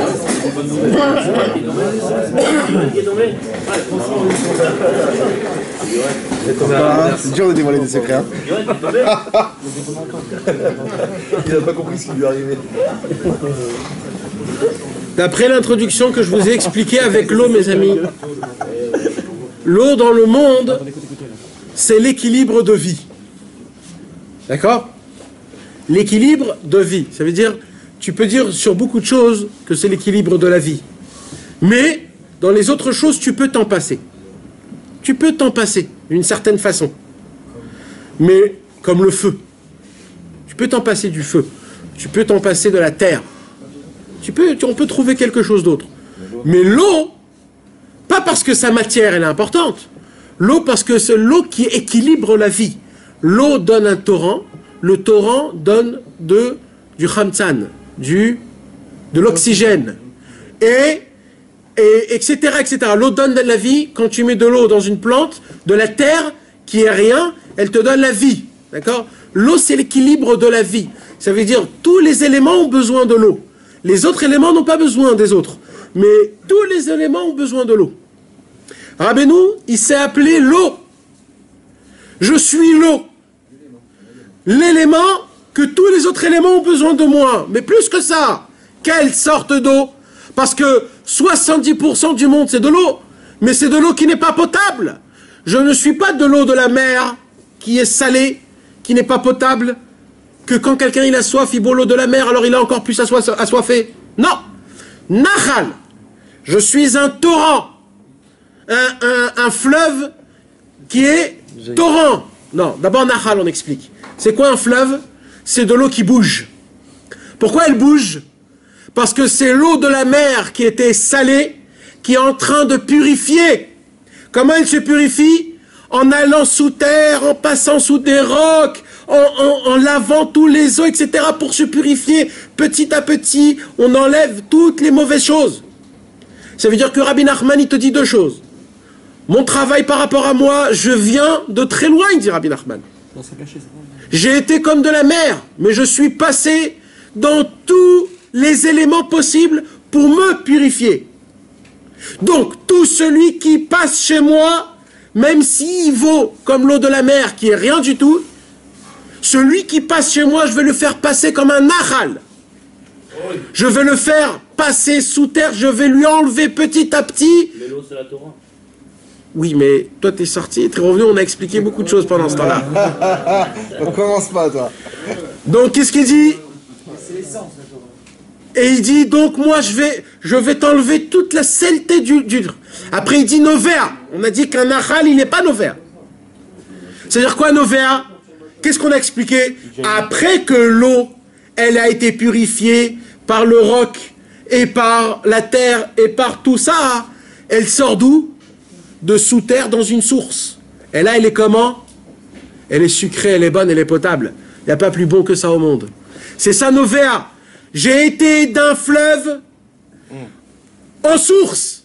Je vais faire sortir de toi le meilleur de toi. Que tu vas jaillir d'où? De la terre. La terre, c'est quoi? C'est l'élément le plus bas au monde.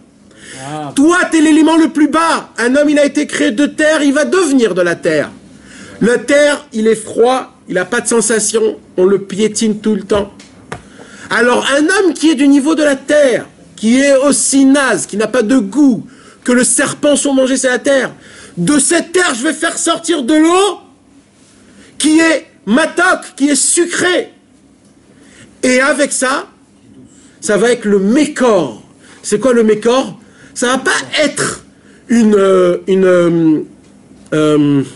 y a des gens qui veulent ressembler à quelque chose. Comment ça s'appelle? Voilà. Ça sera pas une imitation, ça sera original. C'est ça le mécor. Et ça va être la racine de tout bon. Parce que des fois quoi? Si je prends un cactus, je le déterre de là où il est et je le plante en Sibérie. Combien de temps il va tenir le cactus? 2 heures. Pourquoi? Il n'a pas le soleil, il n'a pas la terre, il n'a pas ses racines, il n'a rien.